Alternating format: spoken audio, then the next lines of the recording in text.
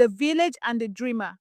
It was a time of year when the rains had come and gone, leaving the earth fresh and fertile, and the green hills surrounding our village grew lush with life. The village was small, no more than 50 families, scattered along dirt paths that wound between the thick trees of the forest and the vast fields of maize and cassava. Life here was simple and slow.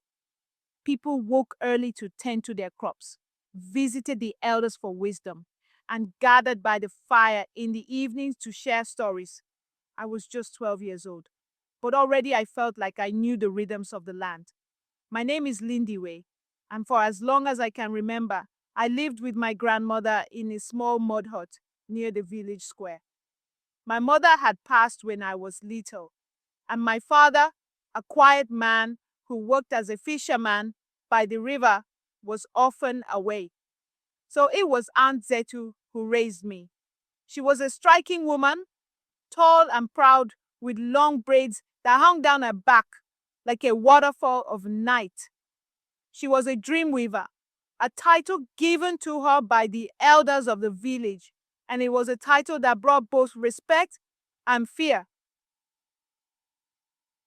The dreamweaver was an important person in our village, for it was she who spoke to the spirits through dreams. She would visit the villagers when they had troubling dreams or when they sought guidance from the ancestors.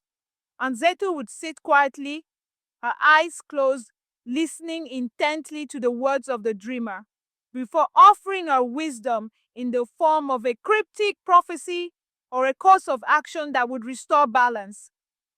I had always admired my aunt for her knowledge and strength, but there was something unsettling about the way she spoke of the dreams. She spoke as though the spirits spoke directly through her, but her words often felt heavy, burdened with more than just wisdom. As a child, I would sit by her side during these sessions, watching as the villagers came to her with their dreams. Most times, the villagers left the hut with a sense of calm, but there were others who looked more confused and unsettled after speaking with her. These strange dreams. One night, as the full moon shone brightly over the village, I had my first dream about Aunt Zetu. It started as a strange feeling, a whispering in the air that seemed to come from the wind itself. I saw my aunt kneeling by a fire, murmuring softly in a language I didn't understand. Shadows danced in the flickering light, and I could feel the weight of their presence. I couldn't move, couldn't speak, as if the dream had trapped me inside it. When I woke, my heart was racing, and I couldn't shake the feeling that something had changed. I looked at Aunt Zetu differently after that night. Her calmness now seemed unnatural, and I noticed how her eyes would linger on me, as if she knew something I didn't. The dream stayed with me for days, gnawing at me, and I began to avoid her during the time she asked me to help with her rituals. I began questioning the things she had told me about her work.